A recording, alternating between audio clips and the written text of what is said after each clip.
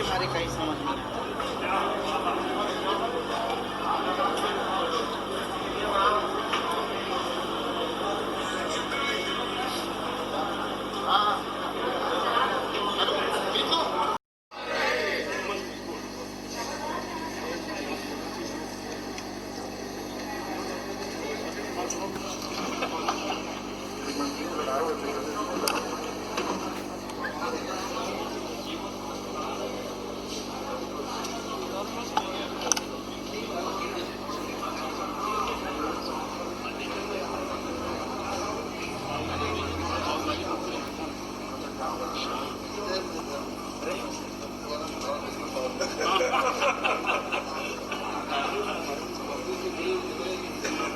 इंदिरा गांधी इंदिरा गांधी इंदिरा गांधी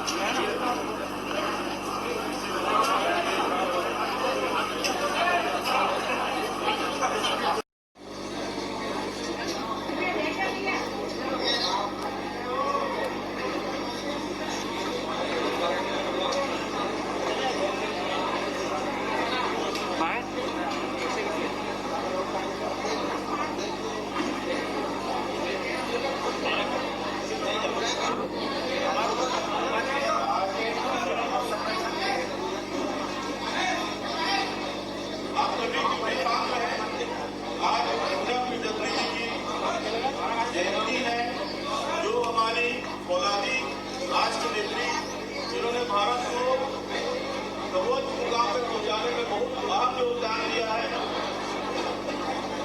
इस अवसर पर परम आदरणीय मुख्यमंत्री जी मध्य प्रदेश जी रामचंद्र भैया देवरिया तिरुपति जगराम जी अग्रवाल जी छाया वर्मा जी राजेश तिवारी जी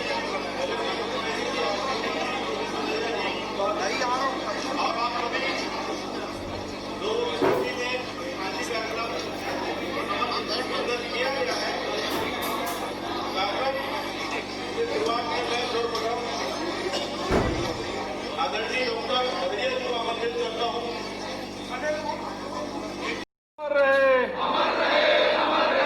जब तक सूरज चांद रहेगा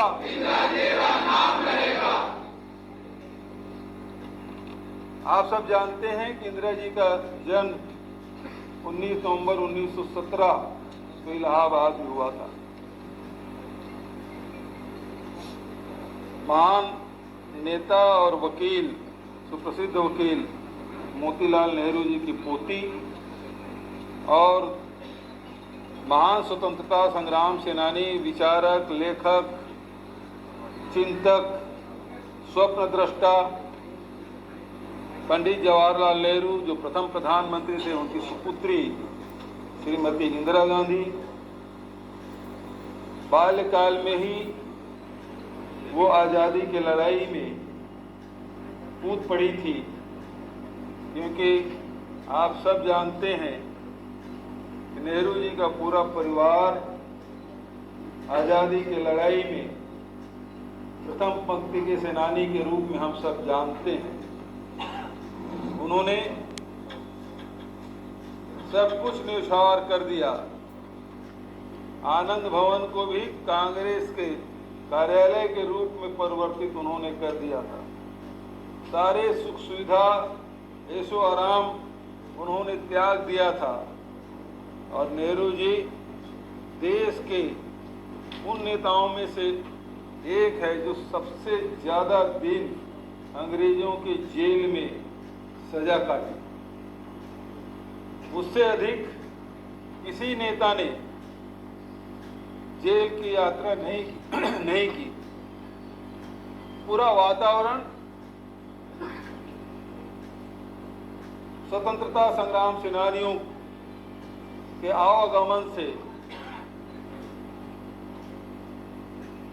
राजनीतिक वातावरण और क्रांतिकारियों के विचारों से ओत-प्रोत बाल्यकाल से इंदिरा जी रही हैं। उन्होंने 1930 में बानर सेना का गठन किया था, जो आज़ादी के लड़ाई में जो सेनानी काम कर रहे थे उनके बीच में गुप्तचर के रूप में काम करती थी। सूचना आदान प्रदान करने का काम ये बानर सेना करती रही। 42 के आंदोलन में उन्होंने जेल की यात्रा भी की।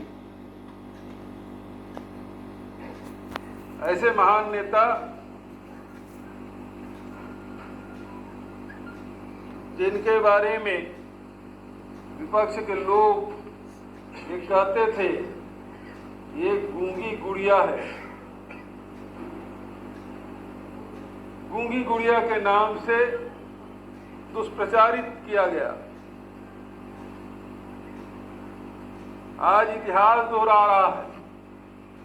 आज भी विपक्ष को सबसे ज्यादा डर किसी से है तो वो गांधी नेहरू परिवार से है, और इसलिए चाहे वो सोनिया जी हो चाहे राहुल जी हो, उसको दुष्प्रचारित करने में कोई कसर नहीं छोड़ते।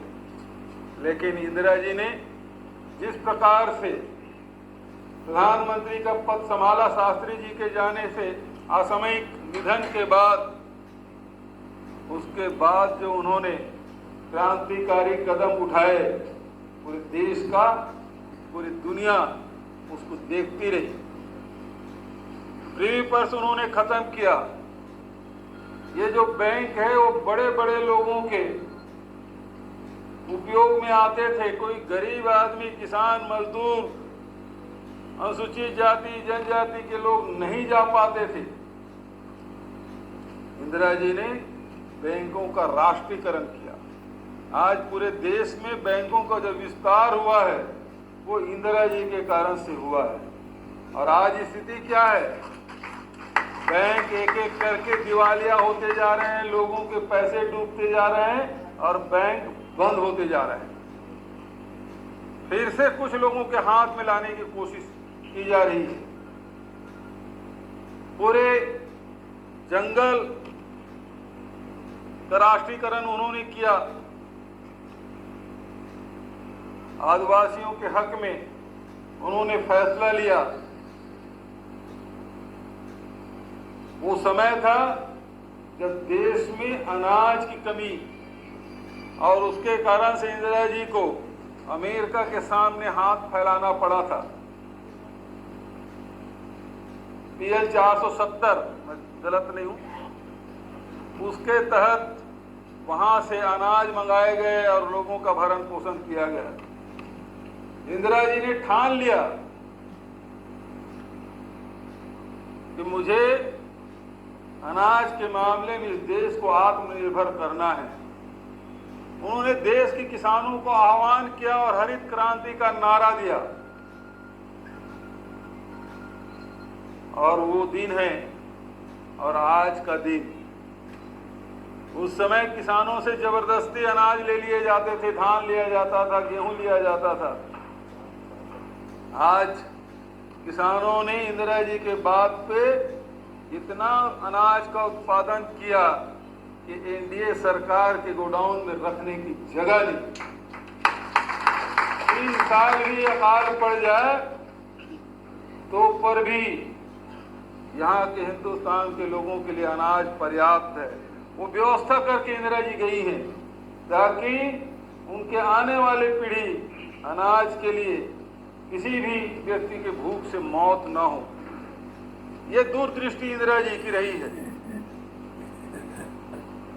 इंदिरा जी ने नेहरू जी के वो काम आगे बढ़ाए जिसमें सार्वजनिक उपक्रम के निर्माण हुए, उसको मजबूती देने का काम उन्होंने किया। चाहे वो भिलाई स्टील प्लांट हो, चाहे जितने भी हमारे नवरत्न हैं, उसको बढ़ावा देने का काम उन्होंने किया। जो भारतीय जनता पार्टी के लोग या विपक्ष के लोग ये कहते हैं कि 70 साल में कांग्रेस ने क्या किया। मैं गर्व के साथ कहना चाहता हूं कि आज एनडीए की सरकार, चाहे वो अटल बिहारी वाजपेयी प्रधानमंत्री रहे तब, चाहे अभी नरेंद्र मोदी जी प्रधानमंत्री हैं तब, जितने भी सार्वजनिक उपक्रमों को बेच रहे हैं वो नेहरू जी, इंदिरा जी के बनाए हुए जो सार्वजनिक उपक्रम हैं उसी को बेच रहे हैं। मैं पूछना चाहता हूं, आज कोरबा के बाल को बिक गया, क्या तुम्हारे परनाना ने बनाया था? क्या रेलवे स्टेशन बेच रहे तो तुम्हारे दादाजी ने बनाया था? क्या हवाई अड्डा बेच रहे हो उसको क्या तुम्हारे चाचा के दहेज में आया था? ये सब हमारे शासनकाल में बने हैं, चाहे हवाई अड्डे हो, चाहे रेलवे स्टेशन हो, चाहे ओएनजीसी हो। ये सारी कंपनियां जो बनी हैं, ये नवरत्न बने हैं, वो हमारे शासनकाल में बने हैं, जिसे बेच बेच के अपने पूंजीपति साथियों को उपकृत कर रहे हैं। इंदिरा जी ने आज तक के हिंदुस्तान, आजाद हिंदुस्तान में उससे बड़ा नेता कोई दूसरा हुआ नहीं। नेहरू जी के सामने अलग चुनौतियां रही है, अन्य नेताओं के सामने दूसरी चुनौतियां रही है, लेकिन इंदिरा जी के समय जो चुनौतियां रही वो किसी नेता ने मुकाबला नहीं किया। इंदिरा जी के सामने जहां विपक्ष सामने था, देश के सामने अनेक प्रकार की समस्याएं थी, वहीं आंतरिक समस्याओं से भी जूझना पड़ा था। इंदिरा जी के समय पार्टी दो फाड़ हुआ था, नेतृत्व का संकट हुआ। वीवी गिरी और जब राष्ट्रपति बने, वो किस्सा आपको याद होगा। उस समय देवराज अरस और लोगों ने, सिंडिकेट के लोगों ने जो चुनौतियां दी, लगातार चुनौतियां मिली मोरारजी देसाई और दूसरे नेताओं के माध्यम से, वो चुनौती का सामना आज तक मैं नहीं समझता कि आजाद हिंदुस्तान में किसी दूसरे नेता ने उस चुनौती का सामना किया। और जिस साहस से इंदिरा जी ने किया, पार्टी के अंदर और पार्टी के बाहर, देश के भीतर और देश के बाहर जिन चुनौतियों का सामना साहस पूर्वक इंदिरा जी ने किया है, ऐसी शायद मिसाल इतिहास में दूसरा दिखाई नहीं पड़ता। ऐसे हमारे नेता इंदिरा जी रही हैं। इंदिरा जी को आदिवासियों से बहुत लगाव था, प्रेम था, और वो कहती भी थी, मैं पिछले जन्म में शायद आदिवासी परिवार में ही जन्मी रही हूं। इतना उनको लगाव। आदिवासियों के साथ नृत्य करते हुए जो फोटो आपको दिखाई देता है, वो इसी बस्तर का है, जो आदिवासी लड़कियों के साथ इंदिरा जी कंधे से कंधे मिला के नृत्य कर रही है। उनकी वेशभूषा, उनके खान पान, उनके रहन सहन सबको बहुत करीब से देखती और समझती रही और आत्मसात उन्होंने किया। आदरणीय साथियों, आज कोई नेता अमेरिका के खिलाफ बोल नहीं सकता।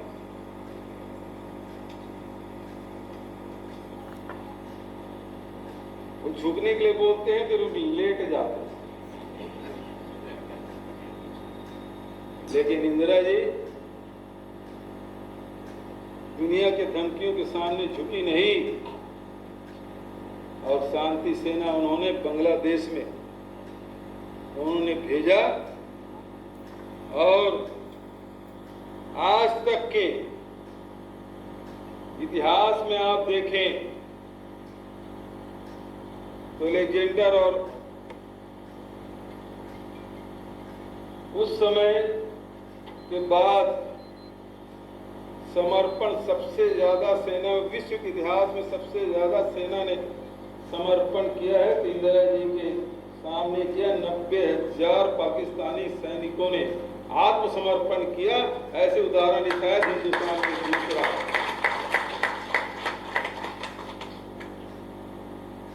तो ऐतिहासिक काम उन्होंने किया। दुनिया में बहुत सारे राजनेता हुए, देश को आजादी दिलाई। महात्मा गांधी के रास्ते पर चलते हुए दुनिया के 19 देशों ने आजादी हासिल की, लेकिन दुनिया में किसी नेता ने नए देश का उदय नहीं कराया, और कराया तो केवल इंदिरा गांधी ने कराया। पाकिस्तान के 2 टुकड़े करके उन्होंने बांग्लादेश का निर्माण कराया, वो इंदिरा गांधी। हमसे पूछते हैं, हमसे राष्ट्रभक्ति का प्रमाण मांगते हैं। अरे हमारी विरासत है, हमारे नेताओं ने देश की एकता अखंडता के लिए अपने प्राणों की आहुति दी। ये लोग तो सत्ता के लिए दूसरे को बलि चढ़ा देते। इनमें साहस नहीं है वो कह सके कि हाँ ये अपराध हमने किया है। महात्मा गांधी तो कोर्ट में खड़े होते, हाँ मैंने अपराध किया और जो सजा दे रहे वो कम दे रहे, और सजा दो। ये कहने वाले लोग और सच को स्वीकार करने वाले लोग, उसकी परंपरा से हम लोग जुड़े हुए हैं। और ये लोग तो कहते हैं जब बाबरी मस्जिद ढहा तो मैंने नहीं गिराया, किसी में साहस नहीं रहा कि हाँ हमारे कहने से हुआ है, हम जेल जाने से नहीं डरते, बचते रहे।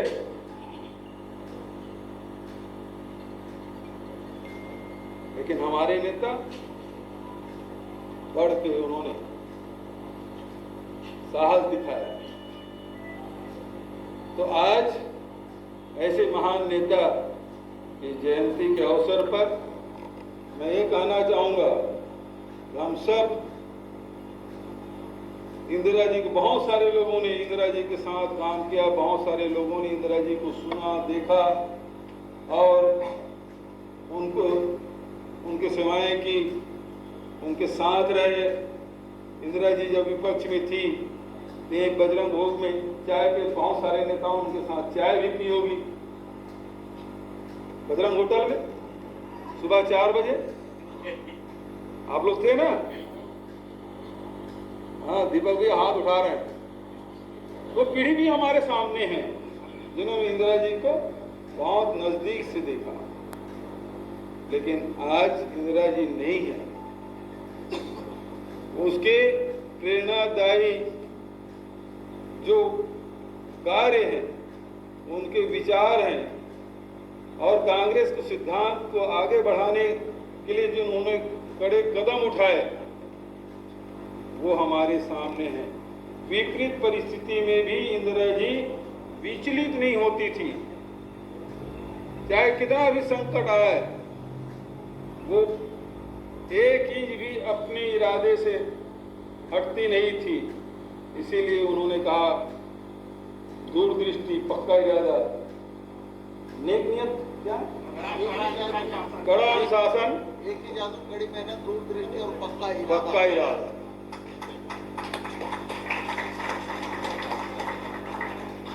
उस समय भी इंदिरा जी ने नारा दिया गरीबी हटाओ, तो लोग इंदिरा हटाओ करते थे।